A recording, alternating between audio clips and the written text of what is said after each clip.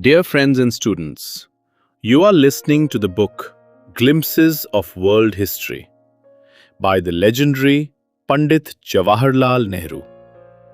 Chapter number 66, The Slave Kings of Delhi, June 24th, 1932. I have told you of Sultan Mahmud of Ghazni, and I have also said something of the poet Firdausi, who wrote the Shahnama in Persian at Mahmud's request. But I have not told you yet of another distinguished man of Mahmud's time who came with him to the Punjab. This was Al-Biruni, a learned man and a scholar, very different from the fierce and bigoted warriors of the day. He traveled all over India, trying to understand the new country and its people. So keen was he to appreciate the Indian viewpoint that he learnt Sanskrit and read for himself the principal books of the Hindus. He studied the philosophy of India and the sciences and arts as taught here. The Bhagavad Gita became quite a favorite of his. He went south to the Chola kingdom and was amazed at the great irrigation works he saw there. The record of his wanderings in India is one of the great travel books of old days that we still have. In a welter of destruction and massacre and intolerance, he stands out, the patient scholar, observing and learning and trying to find out where truth lay. After Shahabuddin, the Afghan, who defeated Prithvi Raj, there came a succession of sultans of Delhi called the Slave Kings. The first of them was Qutubuddin. He had been a slave of Shahabuddin, but even slaves could rise to high positions, and he managed to become the first Sultan of Delhi. Some others after him were also originally slaves, and hence this is called the Slave Dynasty. They were all pretty fierce, and conquest and destruction of buildings and libraries and terrorization went together. They were fond of building also, and they liked size in building. Qutubuddin started building the Qutub Minar, the great tower near Delhi, which you know so well. His successor, Iltutmish, finished the tower and also built near it some beautiful arches which still exist. The materials for these buildings were almost all taken from old Indian buildings, chiefly temples. The master builders were all, of course, Indian. But, as I have told you, they were greatly influenced by the new ideas brought by the Muslims. Every invader of India, from Mahmud of Ghazni onwards, took back with him crowds of Indian artisans and master builders. The influence of Indian architecture thus spread in Central Asia. Every invader of India, from Mahmud of Ghazni onwards, took back with him crowds of Indian artisans and master builders. The influence of Indian architecture thus spread in Central Asia. Bihar and Bengal were conquered by the Afghans with the greatest ease. They were audacious and took the defenders completely by surprise. And audacity often pays. This conquest of Bengal is almost as surprising as the conquests of Cortes and Pizarro in America. It was during the reign of Iltutmish from 1211 to 1236 that a great and terrifying cloud hovered over the frontiers of India. This was composed of the Mongols under Genghis Khan. Right up to the Indus he came, pursuing an enemy, but there he stopped. India escaped him. It was nearly 200 years later that another of his breed, Timur, came down to India to massacre and destroy. But although Genghis did not come, many Mongols made a practice of raiding India and even coming right up to Lahore. They spread terror and frightened even the sultans, who sometimes bribed them off. Many thousands of them settled down in the Punjab. Among the sultans, there is a woman named Razia. She was the daughter of Iltutmish. She seems to have been an able person and a brave fighter. But she had a hard time with her fierce Afghan nobles and the fiercer Mongols raiding the Punjab. The slave kings ended in 1290. Soon after came Alauddin Khilji, who came to the throne by the gentle method of murdering his uncle, who was also his father-in-law. He followed this up by having all the Muslim nobles whom he suspected of disloyalty killed. Fearing a Mongol plot, he ordered that every Mongol in his territories should be killed, so that not one of the stock should be left alive upon the face of the earth. And so, 20,000 or 30,000 of them, most of them of course quite innocent, were massacred. I am afraid these references to massacres repeatedly are not very pleasing. Nor are they very important from the larger viewpoint of history. Still, they help one to realize that conditions in northern India at this time were far from secure or civilized. There was a reversion to some extent to barbarism. While Islam brought an element of progress to India, the Muslim Afghans brought an element of barbarism.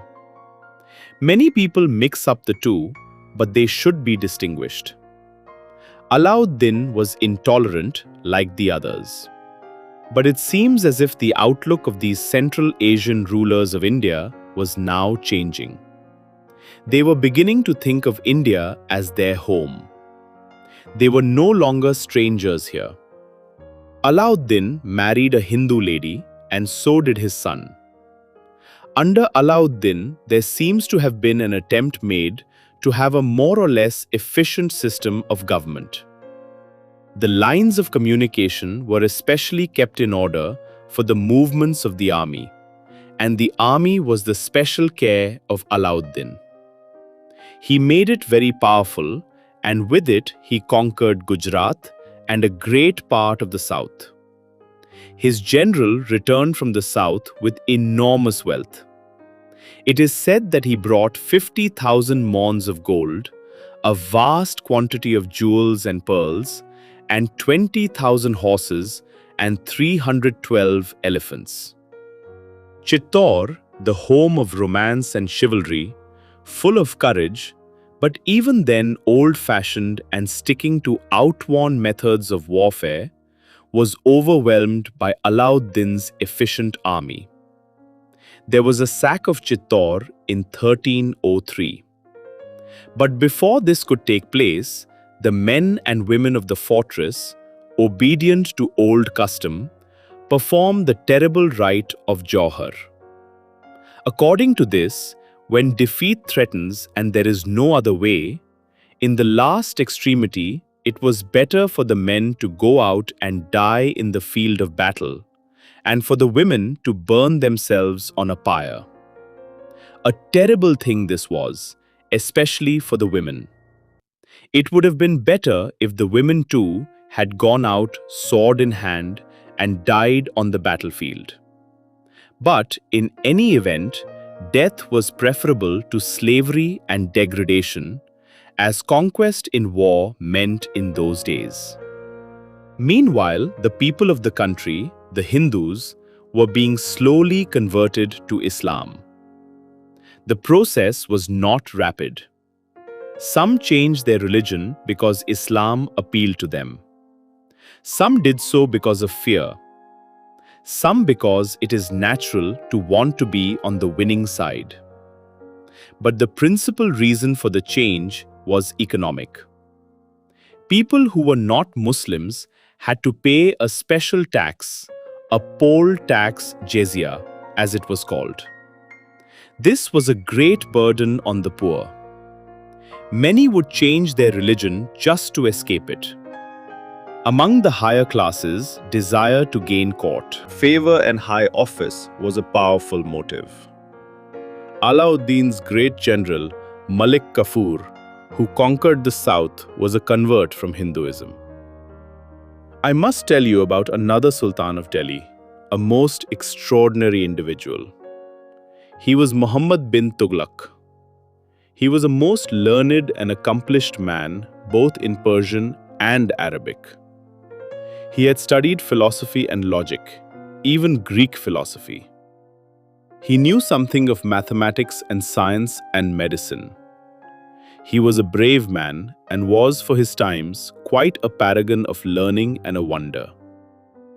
And yet, this paragon was a monster of cruelty and seems to have been quite mad. He came to the throne by killing his own father. He had fantastic notions of conquering Persia and China. Naturally, they came to grief. But his most famous exploit was his decision to ruin Delhi, his own capital, because some of the people of the city had dared to criticize his policy in anonymous notices. He ordered that the capital should be transferred from Delhi to Deogri in the south, in Hyderabad state now. This place he called Daulatabad. Some compensation was paid to the owners of houses, and then everyone, without exception, was ordered to leave the city within 3 days. Most people left. Some hid themselves. When they were found, they were punished cruelly, even though one was a blind man and another a paralytic. It was 40 days' march to Daulatabad from Delhi. One can imagine what the terrible condition of the people must have been during this march, and how many must have dropped on the way. And the city of Delhi, what became of it? 2 years later, Muhammad bin Tughlaq tried to re-people Delhi. But he did not succeed. He had previously made it into a perfect desert, as an eyewitness tells us. It is possible to make a garden into a wilderness quickly, but it is not easy to reconvert the wilderness into a garden. Ibn Battuta, an African Moorish traveler who was with the Sultan, returned to Delhi, and he says that it is one of the greatest cities in the universe. When we entered this capital, we found it in the state which has been described. It was empty, abandoned, and had but a small population. Another person describing the city as spreading over 8 or 10 miles. All was destroyed. So complete was the ruin that not a cat or a dog was left among the buildings of the city, in its palaces or in its suburbs. This madman ruled as Sultan for 25 years, right up to 1351. It is amazing how much knavery and cruelty and incompetence in their rulers people will put up with. But in spite of the servility of the people, Muhammad bin Tughlaq was successful in breaking up his empire. The country was ruined by his mad schemes and by heavy taxation. There were famines, and at last there were revolts. Even in his lifetime, from 1340 onwards, large areas of the empire became independent. Bengal became independent. In the south, several states arose. Chief of these was the Hindu state of Vijayanagar, which arose in 1336 and within 10 years was a great power in the south. Near Delhi, you can still see the ruins of Tughlaqabad, which was built by Muhammad's father. Dear friends and students, you are listening to the book Glimpses of World History. by the legendary Pandit Jawaharlal Nehru. Chapter number 67. Genghis Khan shakes up Asia and Europe. June 25th, 1932. In many of my recent letters, I have referred to the Mongols and fainted at the terror and destruction that they caused. In China, our account of the Sung dynasty stopped with the coming of the Mongols. In Western Asia, again we come up against them, and there is an end of the old order. In India, the slave kings escaped them, but nonetheless, they created enough commotion. All Asia seems to have been brought low by these nomads from Mongolia. And not Asia only, but half Europe too. Who were these amazing people who suddenly burst forth and astounded the world? The Scythians and the Huns and Turks and the Tatars, all from Central Asia, had already played a notable part in history. Some of these peoples were still prominent. The Seljuk Turks in Western Asia, the Tatars in northern China and elsewhere. But the Mongols had so far done nothing much. Probably no one in Western Asia knew much about them. They belonged to many unimportant tribes in Mongolia and were subject to the kin Tatars, who had conquered the north of China. Suddenly, they seemed to gain power. Their scattered tribes joined together and elected a single leader, the Great Khan, and swore allegiance and obedience to him. Under him, they marched to Peking and put an end to the Qin Empire. They marched west and swept away the great kingdoms they found on the way. They went to Russia and subdued it. Later, they wiped off completely Baghdad and its empire and went right up to Poland and Central Europe.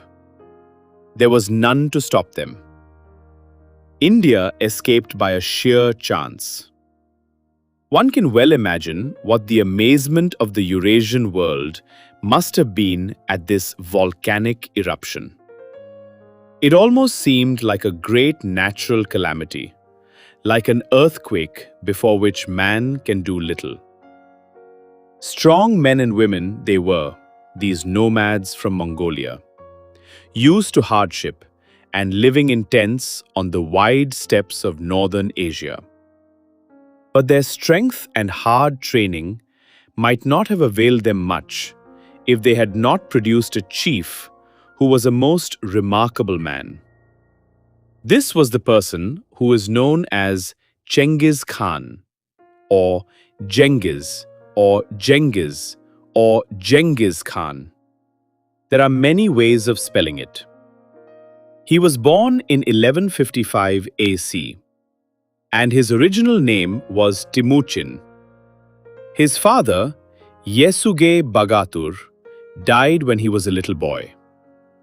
Bagatur, by the way, was a favorite name for Mongol nobles. It means hero, and I suppose the Urdu Bahadur comes from it. Although just a little boy of 10, with no one to help him, he struggled on and ultimately made good. Step by step, he advanced, till at last the great Mongol assembly, called the Kurultai, met and elected him the Great Khan, or Kagan, or Emperor. A few years before, he had been given the name of Chengiz. A secret history of the Mongol people, written in the 13th century and published in China in the 14th century, describes this election. And so, when all the generations living in felt tents became united under a single authority, in the year of the leopard, they assembled near the sources of the Onan, and raising the white banner on 9 legs, they conferred on Chengiz the title of Kagan.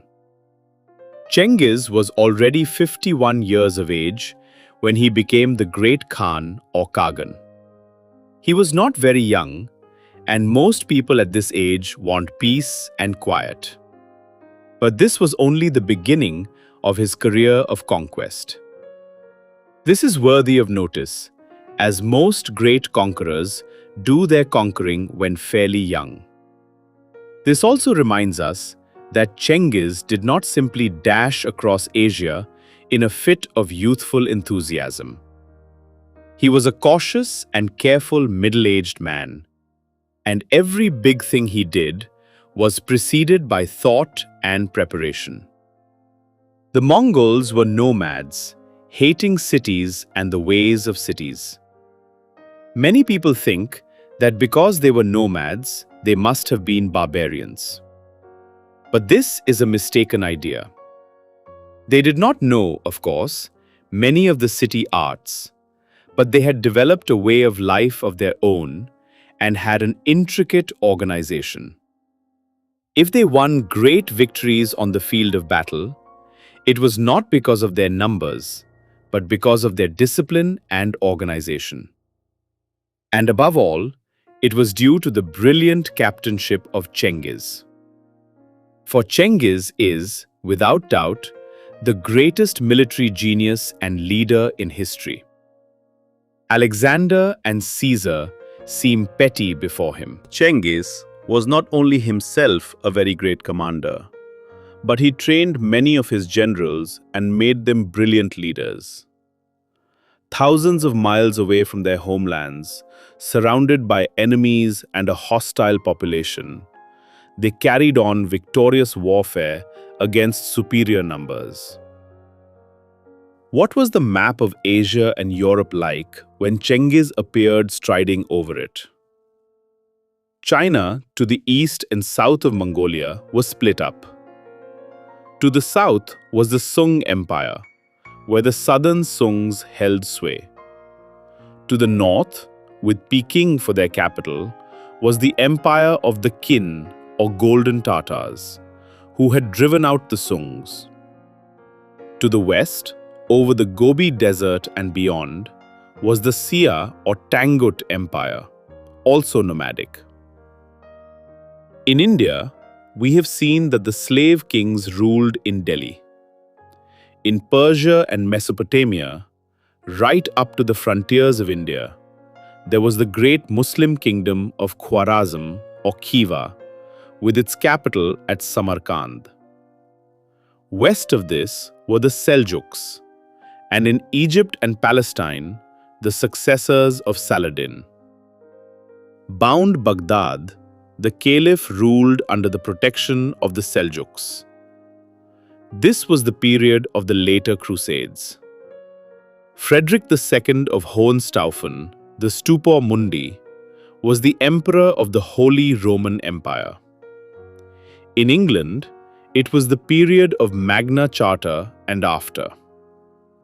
In France, King Louis IX reigned, who went to the Crusades, got captured by the Turks, and was then ransomed. In Eastern Europe, there was Russia, apparently divided into two states, that of Novgorod in the north and Kiev in the south. Between Russia and the Holy Roman Empire were Hungary and Poland. The Byzantine Empire still flourished round Constantinople. Genghis prepared carefully for his conquests. He trained his army, and above all, he trained his horses and remounts. For to a nomad people, nothing is more important than horses. He then marched east and almost put an end to the Qin Empire of northern China and Manchuria, and took Peking. He subdued Korea. He appears to have been on good terms with the southern Sungs, who even helped him against the Qins, not realizing that their turn might come next. Genghis also conquered the Tanguts later. After these victories, Genghis might have rested. He seems to have had no desire to invade the West. He wanted friendly relations with the Shah or King of Khwarazm. But this was not to be. There is an old Latin saying which means that those whom the gods wish to destroy, they first drive mad.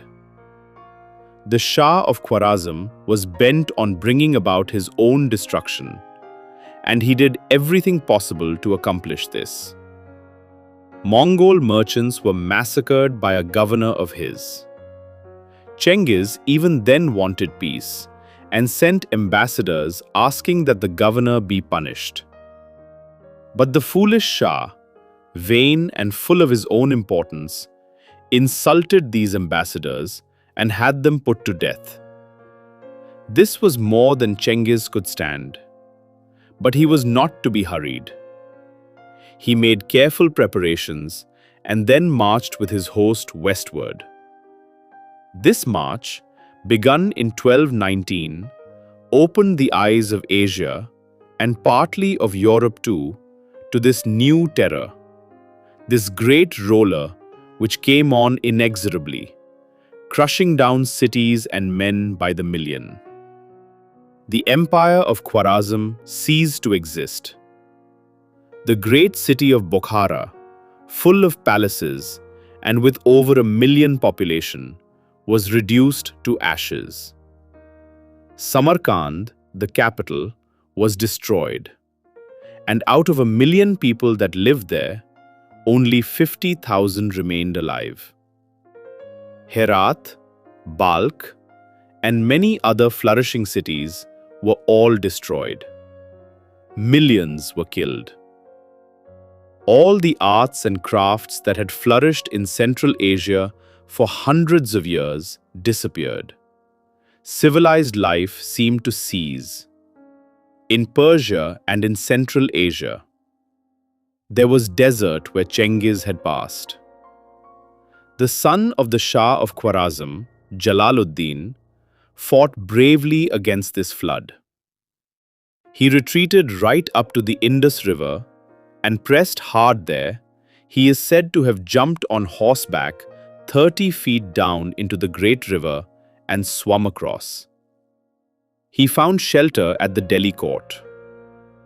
Genghis did not think it worthwhile to pursue him there. Fortunately for the Seljuk Turks and Baghdad, Genghis left them in peace and marched north into Russia. He defeated and took prisoner the Grand Duke of Kiev. He returned east to crush a rebellion of Sias or Tanguts. Genghis died in 1227 at the age of 72. His empire extended from the Black Sea in the west to the Pacific Ocean, and it was still vigorous and growing. His capital was still the little town of Karakorum in Mongolia. Nomad as he was an extremely able organizer, and he was wise enough to employ able ministers to help him. His empire, so rapidly conquered, did not break up at his death. To Persian and Arab historians, Genghis is a monster, the scourge of God, as he is called. He is painted as a very cruel person. He was very cruel, no doubt, but he was not very different from many of the rulers of his day. In India, the Afghan kings were much the same, on a smaller scale. When Ghazni was captured by the Afghans in 1150, they revenged themselves for an old blood feud by sacking and burning the city. For 7 days, plunder, devastation, and slaughter were continuous. Every man that was found was slain, and all the women and children were made prisoners. All the palaces and edifices of the Mahmudi kings, that is, descendants of Sultan Mahmud, which had no equals in the world, were destroyed. This was the behavior of Muslims towards brother Muslims. There was nothing to choose in quality between this and what took place in India under the Afghan kings and Chengiz's career of destruction in Central Asia and Persia.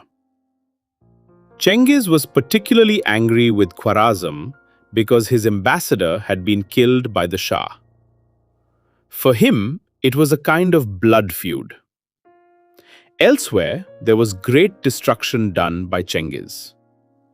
But perhaps it was not so great as in Central Asia. There was another motive behind Chengiz's destruction of towns. He had the spirit of a nomad, and he hated towns and cities. He liked living in the steppes or great plains. At one time, Chengiz considered the desirability of destroying all the cities in China. But fortunately, he desisted. His idea was to combine civilization with a nomadic life. But this was not and is not possible.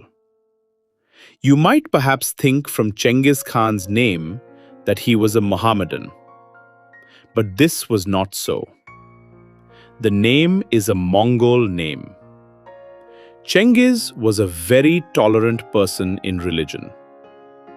His religion, such as it was Shamaism, a worship of the everlasting blue sky. He used to have long talks with Chinese Taoist sages, but he stuck to Shamaism and, when in difficulty, consulted the sky. You must have noticed earlier in this letter that Chengiz was elected Great Khan by an assembly of the Mongols. This assembly was really a feudal assembly, not a popular one, and Chengiz was thus the feudal head of the clan. He was illiterate, and so also were all his followers. Probably he did not even know that there was such a thing as writing for a long time. Messages were sent by word of mouth, and were usually in verse in the form of allegories and proverbs. It is amazing how business could be carried on in a vast empire by means of oral messages. When Chengiz learnt that there was such a thing as writing, he felt immediately that this was very useful and valuable, and he ordered his sons and chief officers to learn it. He also ordered that the old customary law of the Mongols must be put down in writing, also his own sayings. The idea was that this customary law was the unchangeable law for ever and ever, and no one could disobey it. Even the emperor was subject to it. But this unchangeable law is lost now, and even the present-day Mongols have no recollection or tradition of it. Every country and every religion has its old customary law and written law, and often it imagines that this is the unchangeable law which will endure forever. Sometimes it is considered as revelation, that is, something revealed by God, and what God is supposed to reveal cannot be considered as changing or transitory. But laws are meant to fit existing conditions, and they are meant to help us to better ourselves. If conditions change, how can the old laws fit in? They must change with changing conditions, or else they become iron chains keeping us back while the world marches on. No law can be an unchangeable law. It must be based on knowledge, and as knowledge grows, it must grow with it. I have given you more details and information about Genghis Khan than was perhaps necessary. But the man fascinates me. Strange, is it not, that this fierce and cruel and violent feudal chief of a nomadic tribe should fascinate a peaceful and non-violent and mild person like me, who am a dweller of cities and a hater of everything feudal. Dear friends and students, you are listening to the book Glimpses of World History by the legendary Pandit Jawaharlal Nehru. Chapter number 68. The Mongols Dominate the World. June 26th, 1932. When Genghis Khan died, his son, Ogotai, became the Great Khan. Compared to Genghis and to the Mongols of his time, he was humane and peacefully inclined. He was fond of saying that, "Our Kagan Genghis built up our imperial house with great labor. Now it is time to give the peoples peace and prosperity, and to alleviate their burdens." Notice how he thinks as a feudal chief, in terms of his clan. But the era of conquest was not over, and the Mongols were still overflowing with energy. There was a second invasion of Europe under the great general Sabutai. The armies and generals of Europe were no match for Sabutai. Carefully preparing his ground by sending spies and advance agents to the enemy countries to bring information, he knew well what the political and military situation of these countries was before he advanced. On the field of battle, he was the master of the art of war, and the European generals seemed to be just beginners at it in comparison with him. Sabutai marched straight to Russia, leaving Baghdad and the Seljuks in peace on the southwest. For 6 years he marched on and on, plundering and destroying Moscow, Kiev, Poland, Hungary, Krakow. In 1241, a Polish and German army was annihilated at Liebenitz in Lower Silesia in Central Europe. The whole of Europe seemed to be doomed. There was nobody to stop the Mongols. Frederick IX, wonder of the world though he was called, must have paled before this real wonder which had come out of Mongolia. The kings and rulers of Europe gasped when suddenly unexpected relief came. Ogotai had died, and there was some trouble about the succession. So the Mongol armies in Europe, undefeated though they were, turned back and marched east to their homelands in 1242. Europe breathed again. Meanwhile, the Mongols had spread in China and finished off completely the Qins in the north and even the Sungs in South China.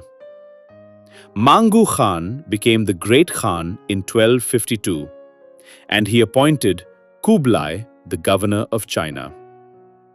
To Mangu's court at Karakorum came a great concourse of people from Asia and Europe. Still, the Great Khan lived in tents after the way of the nomads. But the tents were rich and full of the plunder and wealth of continents. Merchants came, especially Muslim merchants, and found the Mongols generous buyers. Artisans and astrologers, and mathematicians, and men who dabbled in the science of the day, all gathered together in this city of tents, which seemed to lord it over the world. There was a measure of peace and order over the vast Mongol Empire, and the great caravan routes across the continents were full of people going to and fro. Europe and Asia were brought into closer contact with each other. And then there was a race between the men of religion to Karakorum. They all wanted to convert these conquerors of the world to their own particular brand of religion. The religion that succeeded in getting these all-powerful people on its side would surely itself become all-powerful and would triumph over all others. The Pope sent envoys from Bonn. The Nestorian Christians came, the Muslims were there, and so also were the Buddhists. The Mongols were in no great hurry to adopt any new religion. They were not an over-religious people. It appears that at one time the great Khan flirted with the idea of adopting Christianity, but he could not tolerate the claims of the Pope. Ultimately, the Mongols drifted into the religions of the areas where they settled down. In China and Mongolia, most of them became Buddhists. In Central Asia, they became Muslims. Perhaps some in Russia and in Hungary became Christians. There is still in existence in the Pope's library at the Vatican in Rome an original letter of the great Khan, Mangu, to the Pope. It is in Arabic. It appears that the Pope had sent an envoy warning the new Khan, after Ogutai's death, not to invade Europe again. The Khan replied that he had invaded Europe because the Europeans did not behave properly towards him. Yet another wave of conquest and destruction took place in Mangu's time. His brother, Hulagu, was governor in Persia. Annoyed with the Caliph at Baghdad about something, Hulagu sent a message to him, chiding him for not keeping his promises, and telling him to behave better in future, or else he would lose his empire. The Caliph was not a very wise man, nor could be prophet by experience. He sent an offensive reply, and the Mongol envoys were insulted by a mob in Baghdad. Hulagu's Mongol blood was up at this. In a rage, he marched on Baghdad, and after 40 days' siege, he took it. That was the end of the city of the Arabian Nights, and all the treasures that had accumulated there during 500 years of empire. The Caliph and his sons and near relatives were put to death. There was a general massacre for weeks, till the river Tigris was dyed red with blood for miles. It is said that 1.5 million people perished. All the artistic and literary treasures and libraries were destroyed. Baghdad was utterly ruined.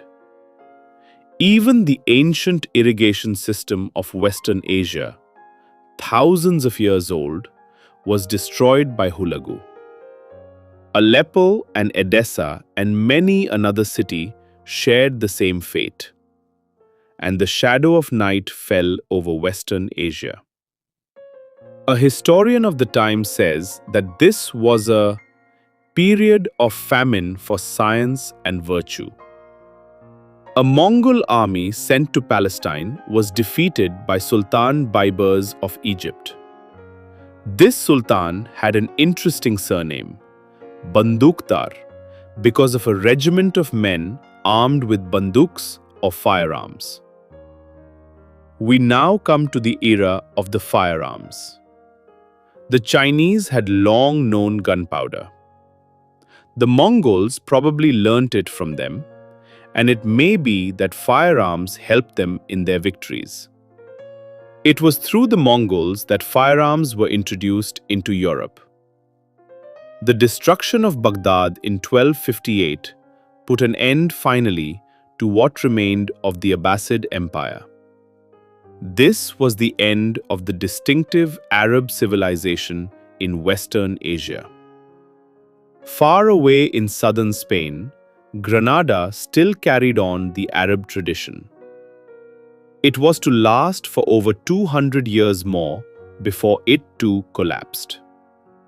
Arabia itself sank rapidly in importance, and its people have played no great part in history since. Later, they became part of the Ottoman Turkish Empire. During the Great War of 1914-18, there was an Arab rebellion against the Turks, engineered by the English, and since then, Arabia has been more or less independent. There was no caliph for 2 years. Then, Sultan Baibars of Egypt nominated a relative of the last Abbasid caliph as caliph. But he had no political power and was just a spiritual head. 300 years later, the Turkish Sultan of Constantinople obtained this title of caliph from the last holder. The Turkish sultans continued to be caliph till both sultan and caliph were ended, a few years ago by Mustafa Kemal Pasha. I have digressed from my story. Mangu, the great Khan, died in 1239. He had conquered Tibet before his death. Kublai Khan, the governor of China, now became the great Khan. Kublai had long been in China and this country interested him. He therefore moved his capital from Karakoram to Peking, changing the name of the city to Khanbalik, the city of the Khan. Kublai's interest in Chinese affairs made him neglect his great empire, and gradually the great Mongol governors became independent. Kublai completed the conquest of China, but his campaigns were very different from the old Mongol campaigns. There was much less cruelty and destruction. China had already toned down and civilized Kublai. The Chinese also took to him kindly and treated him almost as one of themselves. He actually founded an orthodox Chinese dynasty, the Yuan dynasty. Kublai added Tongking, Annam, and Burma to his empire. He tried to conquer Japan and Malaysia, but failed because the Mongols were not used to the sea and did not know shipbuilding. During the reign of Mangu Khan, an interesting embassy came to him from the King of France, Louis IX. Louis suggested an alliance between the Mongols and the Christian powers of Europe against the Muslims. Poor Louis had had a bad time when he was taken prisoner during the Crusades. But the Mongols were not interested in such alliances, nor were they interested in attacking any religious people as such. Why should they ally themselves with the petty kings and princes of Europe? And against whom? They had little to fear from the fighting qualities of the Western European states or of the Islamic states. It was by sheer chance that Western Europe escaped them. The Seljuk Turks bowed down to them and paid tribute. Only the Sultan of Egypt had defeated a Mongol army, but there is little doubt that they could have subdued him if they seriously attempted it. Right across Asia and Europe, the mighty Mongol Empire sprawled. There had never been, in history, anything to compare with the Mongol conquests. There had never been such a vast empire. The Mongols must indeed have seemed at the time the lords of the world. India was free from them at the time simply because they had not gone that way. Western Europe, just about the size of India, was also outside the empire. But all these places existed almost on sufferance, and only so long as the Mongols did not take it into their heads to swallow them up. So it must have seemed in the 13th century.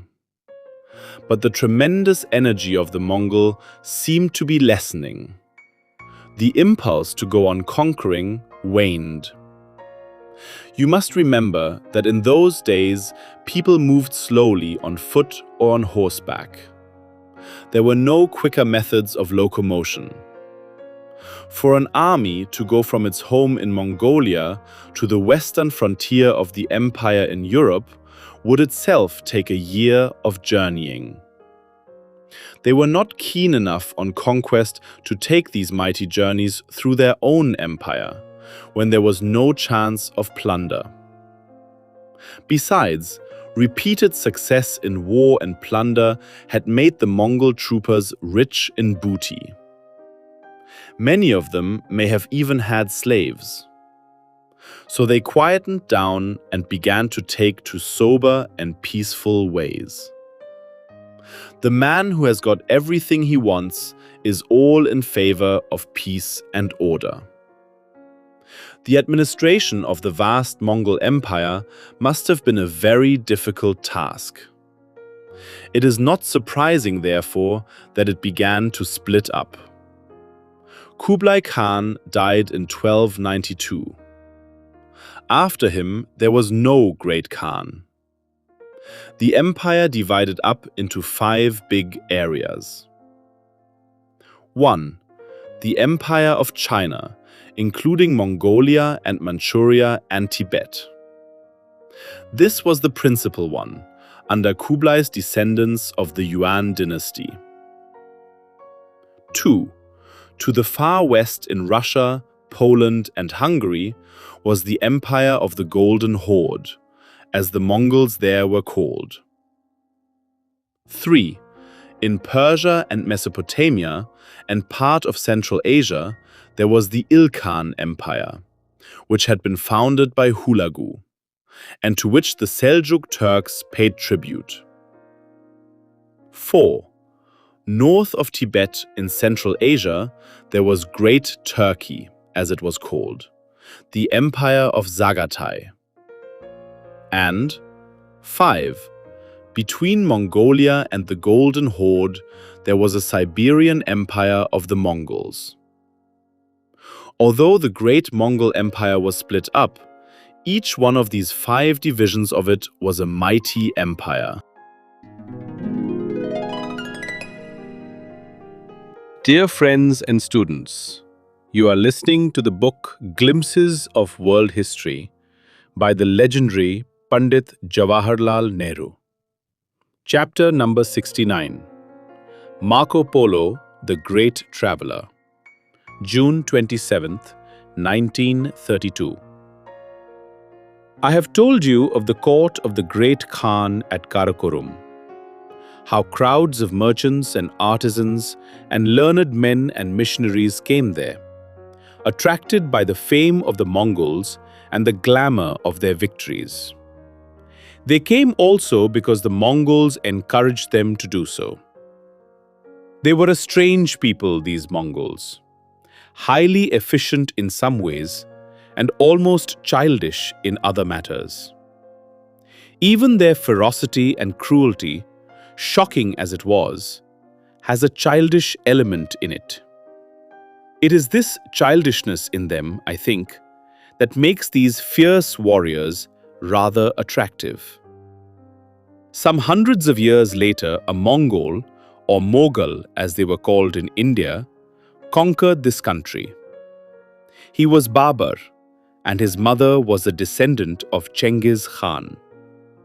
Having conquered India, he sighed for the cool breezes and the flowers and gardens and watermelons of Kabul and the north. He was a delightful person, and the memoirs that he wrote make him still a very human and attractive figure. So the Mongols encouraged visitors from abroad to their courts. They had a desire for knowledge and wanted to learn from them. You will remember my telling you that as soon as Genghis Khan learned that there was such a thing as writing, he immediately grasped the significance of it and ordered his officers to learn it. They had open and receptive minds and could learn from others. Kublai Khan, after settling down in Peking and becoming a respectable Chinese monarch, especially encouraged visitors from foreign countries. To him journeyed 2 merchants from Venice, the brothers Niccolo Polo and Maffeo Polo. They had gone right up to Bukhara in quest of business, and there they met some envoys sent by Kublai Khan to Hulagu in Persia. They were induced to join this caravan, and thus they journeyed to the court of the Great Khan in Peking. Niccolo and Maffeo were well received by Kublai Khan, and they told him about Europe and Christianity and the Pope. Kublai was greatly interested and seems to have been attracted towards Christianity. He sent the Polos back to Europe in 1269 with a message for the Pope. He asked that 100 learned men, intelligent men acquainted with the 7 arts, and able to justify Christianity, should be sent to him. But the 2 Polos on their return found Europe and the Pope in a bad way. There were no such 100 learned men to be had. After 2 years' delay, they journeyed back with 2 Christian friars or monks. What was far more important, they took with them Niccolo's son, a young man named Marco. The 3 Polos started on their tremendous journey and crossed the whole length of Asia by the land routes. What mighty journeys they were! Even now, to follow the route of the Polos would take the best part of a year. Partly the Polos followed the old route of Huan Sang. They went via Palestine to Armenia and then to Mesopotamia and the Persian Gulf, where they met merchants from India. Across Persia to Balkh and over the mountains to Kashgar, and then to Khotan and the Lop Nor, the wandering lake. Again the desert, and so on to the fields of China and Peking. They had a sovereign passport with them, a gold tablet given by the great Khan himself. This was the old caravan route between China and Syria in the days of ancient Rome. A short while ago, I read of a journey across the Gobi Desert by Sven Hedin, the Swedish explorer and traveler. He went from Peking west, crossing the desert, touching the lake Lop Nor, onto Khotan and beyond. He had every modern convenience with him, and yet his expedition had to face trouble and suffering. What must the journey have been like 701,300 years ago, when the Polos and Huan Sang went that way? Sven Hedin made an interesting discovery. He found that Lop Nor, the lake, had changed its position. Long ago, in the 4th century, the river Tarin, which flows into the Lop Nor, changed its course, and the desert sands quickly came and covered its old deserted course. The old city of Lulan that stood there was cut off from the outside world, and its inhabitants left it to its ruin. The lake also changed its position because of this river, and the old caravan and trade route did likewise. Sven Hedin found that very recently, only a few years ago, the Tarin River had again changed its course and gone back to its old position. The lake has followed it. Again the Tarin goes by the ruins of the old city of Lulan, and it may be that the old route, unused for 1,600 years, may again come into fashion, but the place of the camel may be taken by the motor car. It is because of this that Lop Nor is called the Wandering Lake. I have told you of the wanderings of the Tarin River and the Lop Nor, as it will give some idea of how watercourses change large areas, and thus affect history. Central Asia in the old days, as we have seen, had a teeming population, and wave after wave of its people went conquering to the west and to the south. Today it is almost a deserted area, with few towns and a sparse population. Probably there was much more water there at that time, and so it could support a big population. As the climate became drier and water less abundant, the population lessened and dwindled away. There was one advantage in these long journeys. One had time to learn the new language or languages. The three polos took 3.5 years to reach Peking from Venice. And during this long period, Marco mastered the Mongol language, and perhaps Chinese also. Marco became a favorite with the great Khan, and for nearly 17 years he served him. He was made governor and went on official missions to different parts of China. Although Marco and his father were homesick and wanted to return to Venice, it was not easy to get the Khan's permission. At last, they had a chance of returning. The Mongol ruler of the Ilkhan Empire in Persia, who was a cousin of Kublai's, lost his wife.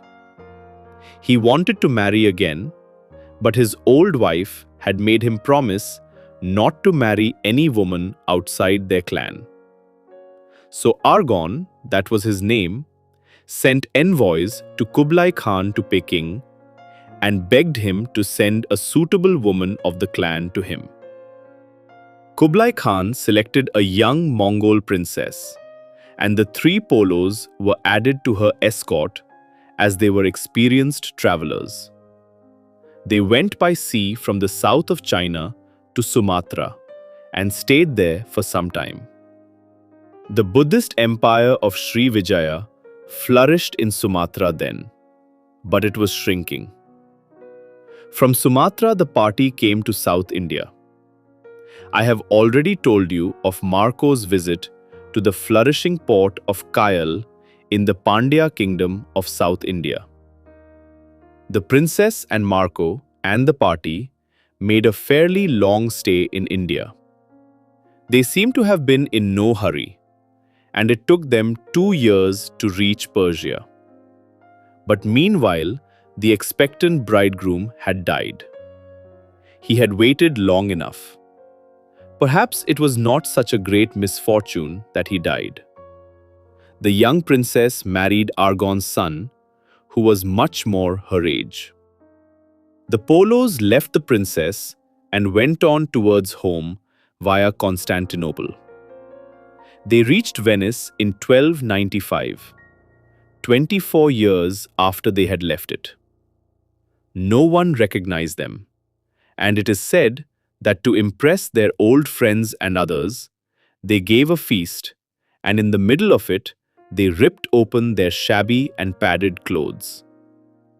Immediately, valuable jewels, diamonds, rubies, emeralds, and other kinds came out in heaps and astonished the guests. But still, few people believed the stories of the Polos about their adventures in China and India. They thought that Marco and his father and uncle were exaggerating. Used to their little Republic of Venice, they could not imagine the size and wealth of China and other Asiatic countries. 3 years later, in 1295, Venice went to war with the city of Genoa. They were both sea powers and rivals of each other, and there was a great naval battle between them. The Venetians got beaten, and many thousands of them were made prisoners by the Genoese. Among these prisoners was our friend Marco Polo. Sitting in his prison in Genoa, he wrote, or rather dictated, an account of his travels. In this way, the travels of Marco Polo came into existence. What a useful place prison is in which to do good work. In these travels, Marco describes China especially and the many journeys he made through it. He also describes to some extent Siam, Java, Sumatra, Ceylon, and South India. He tells us of the great Chinese seaports crowded with ships from all parts of the Orient, some so large as to carry crews of 300 or 400 men. He describes China as a smiling and prosperous country with many cities and boroughs, and manufactures of cloth of silk and gold and many fine taffetas, and fine vineyards and fields and gardens, and excellent hostelries for travelers, all along the routes. He tells of a special messenger service for imperial messages. These messages traveled at the rate of 400 miles in 24 hours by relays of horses, which is very good going indeed. We are informed that the people of China used black stones which they dug out of the ground in place of firewood. This obviously means that they worked coal mines and used coal as fuel. Kublai Khan issued paper money. That is, he issued paper notes with the promise to pay in gold, as is done today. This is most interesting as showing that a modern method of creating credit was used by him. Marco mentioned, much to the excitement and amazement of people in Europe, that a Christian colony under a ruler, Prester John, lived in China. Probably these were some old Nestorians in Mongolia.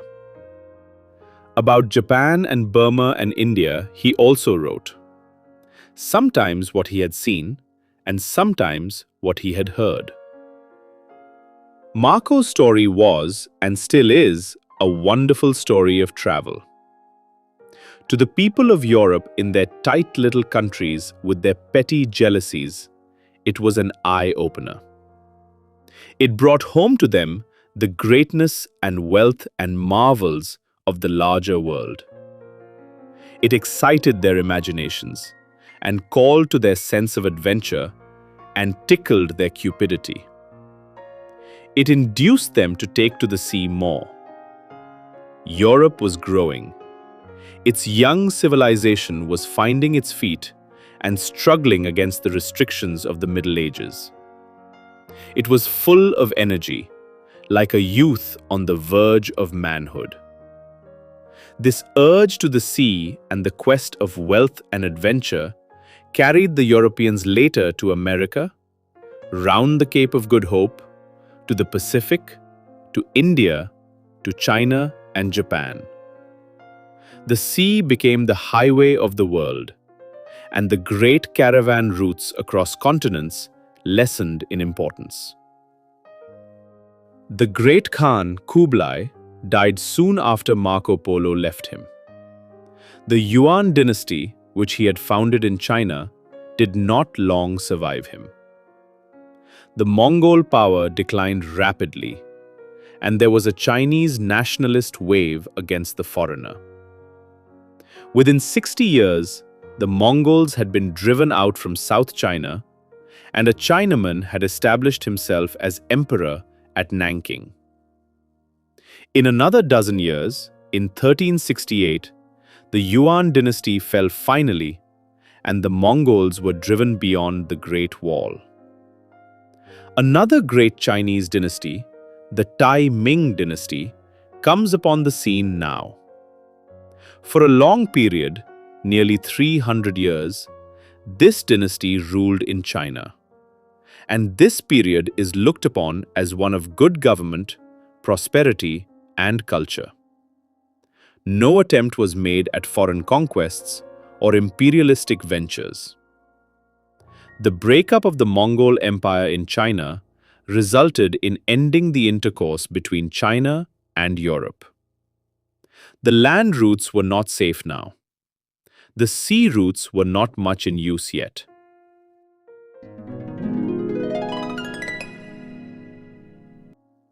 Dear friends and students, you are listening to the book Glimpses of World History by the legendary Pandit Jawaharlal Nehru. Chapter number 70. The Roman Church becomes militant. June 28, 1932. I have told you that Kublai Khan sent a message to the Pope asking him to send 100 learned men to China. But the Pope did no such thing. He was in a bad way at the time. If you remember it, This was the period after the death of Emperor Frederick II, when there was no emperor, from 1250 to 1273. Central Europe was in a frightful condition then, and there was disorder and robber knights plundering everywhere. Rudolf of Habsburg became emperor in 1273, but this did not improve matters much. Italy was lost to the empire. Not only was there political disorder, but there were the beginnings of what might be called religious disorder, from the point of view of the Roman Church. People were no longer so docile and obedient to the orders of the Church. They had begun to doubt, and doubt is a dangerous thing in matters religious. Already we have seen the Emperor Frederick II treating the Pope casually and not caring much about being excommunicated. He even started an argument with him in writing, and the Pope did not come off well in this argument. There must have been many doubters like Frederick in Europe in his time. There were many also who, though not doubting or objecting to the claims of the Church or the Pope, resented the corruption and luxury of the big men of the Church. The Crusades were tapering off rather ignominiously. They had started off with great hopes and enthusiasm, but they failed to achieve anything, and such failures always bring about a reaction. Not wholly satisfied with the Church as it was, people began, rather vaguely and gradually, to look elsewhere for light. The Church retaliated by violence and tried to retain control over men's minds by methods of terrorism. It forgot that the mind of man is a very tricky thing, and that brute force is a poor weapon against it. So it tried to strangle the stirrings of conscience in individuals and groups. It tried to meet doubt not by argument and reason, but by the club and the stake. As early as 1155, the wrath of the Church fell on a popular and earnest preacher, Arnold of Brescia, in Italy. Arnold preached against the corruption and luxury of the clergy. He was seized and hanged, and then his dead body was burnt and the ashes were thrown into the river Tiber, so that people might not keep them as relics. To the last, Arnold was constant and calm. The popes even went so far as to declare whole groups and Christian sects who differed in some small matter of belief or who criticized the clergy too much as outcasts. Regular crusades were proclaimed against these people, and every kind of disgusting cruelty and frightfulness was practiced against them. In this way were treated the Albigeois, or the Albigenses, of Toulouse in the south of France, and the Waldenses, the followers of a man named Waldo. About this time, or rather a little earlier, there lived a man in Italy who is one of the most attractive figures in Christianity. He was Francis of Assisi. He was a rich man who gave up his riches and, taking a vow of poverty, went out into the world to serve the sick and the poor. And because lepers were the most unhappy and uncared for, he devoted himself especially to them.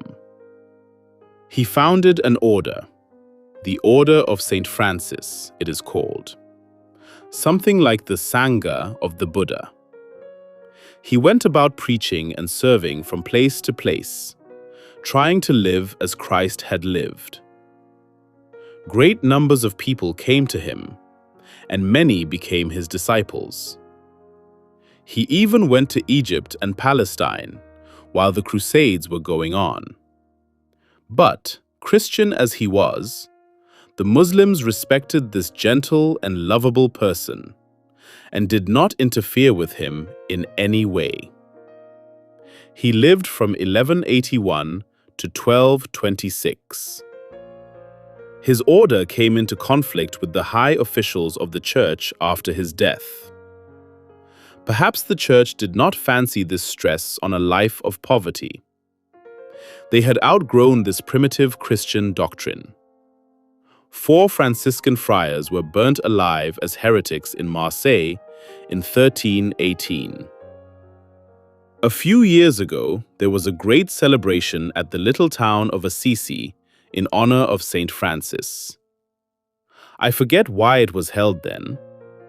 Probably it was the 700th anniversary of his death. Like the Franciscan order, but very unlike it in spirit, another order rose inside the church. This was founded by Saint Dominic, a Spaniard, and it is called the Dominican order. This was aggressive and orthodox. To them, everything was to be subordinated to the grand duty of maintaining the faith. If this could not be done by persuasion, then it would be done by violence.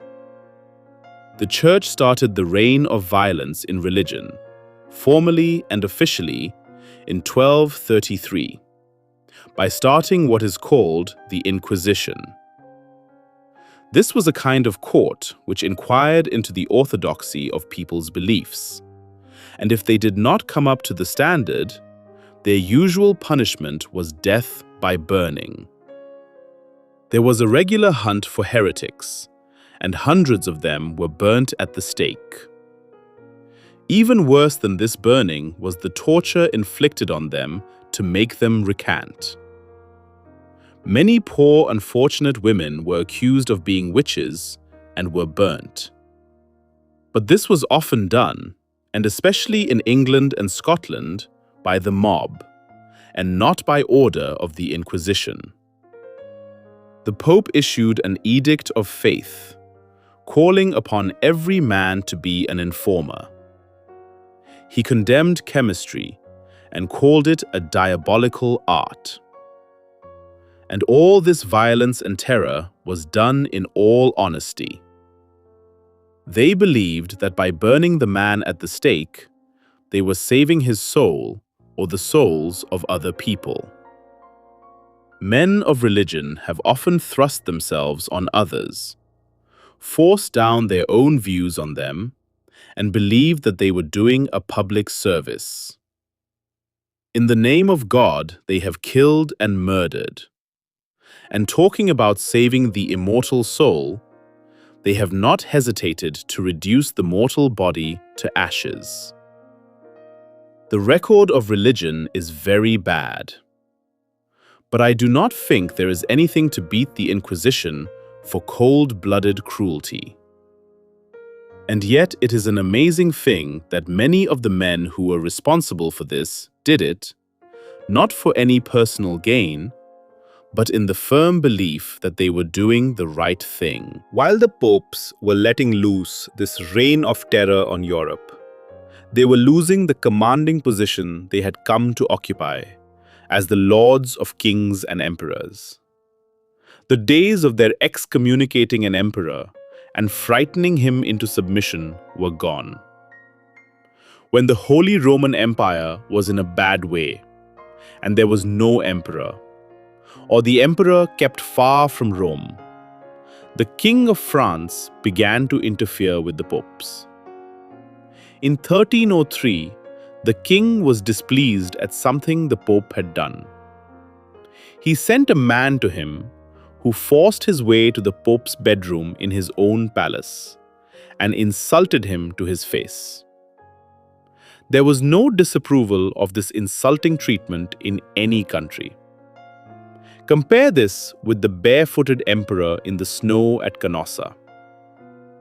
A few years later, in 1309, a new pope, who was a Frenchman, took up his residence at Avignon in France.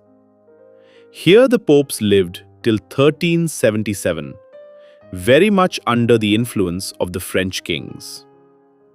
Next year, in 1378, there was a split in the College of Cardinals called the Great Schism. 2 popes were elected, one by each group of cardinals. One pope lived at Rome, and the emperor and most countries of northern Europe acknowledged him. The other, who came to be called the anti-pope, lived at Avignon, and the King of France and some of his allies supported him. For 40 years this continued, and pope and anti-pope cursed each other and excommunicated each other. In 1417, there was a compromise, and a new pope, living in Rome, was elected by both parties. But this unseemly quarrel between two popes must have had a very great effect on the people of Europe. If the vicars and representatives of God on earth, as they call themselves, behave in this way, people begin to doubt their holiness and bona fides. So this quarrel helped greatly in shaking people out of a blind obedience to religious authority. But they required much more shaking yet. One of the men who started criticizing the church rather freely was Wycliffe, an Englishman. He was a clergyman and a professor at Oxford. He is famous as the first translator of the Bible into English. He managed to escape the anger of Rome during his lifetime, but in 1415, 31 years after his death, a church council ordered that his bones should be dug up and burnt. And this was done.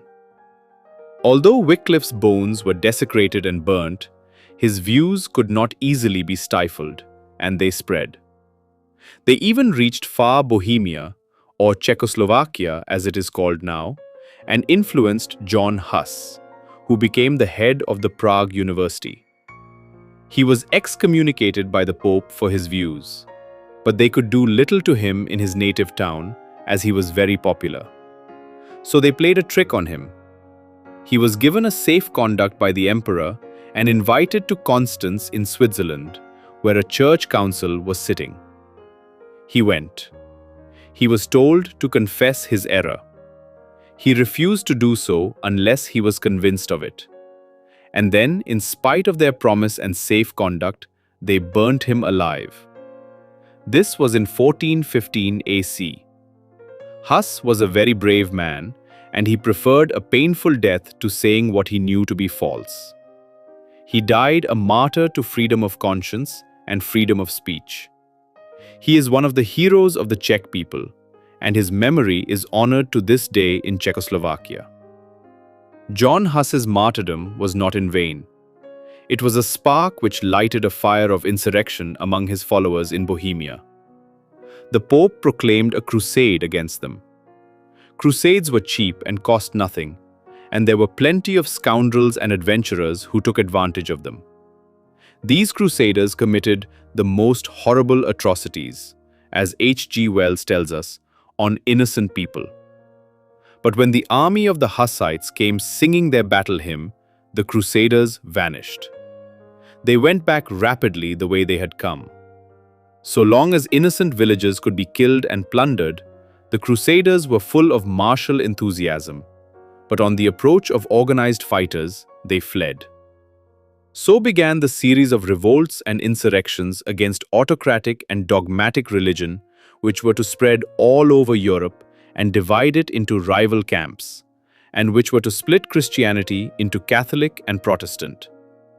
Dear friends and students, till now you were listening to the book Glimpses of World History by the legendary Pandit Jawaharlal Nehru. Please subscribe to the channel and help us grow. Thank you for listening. Goodbye.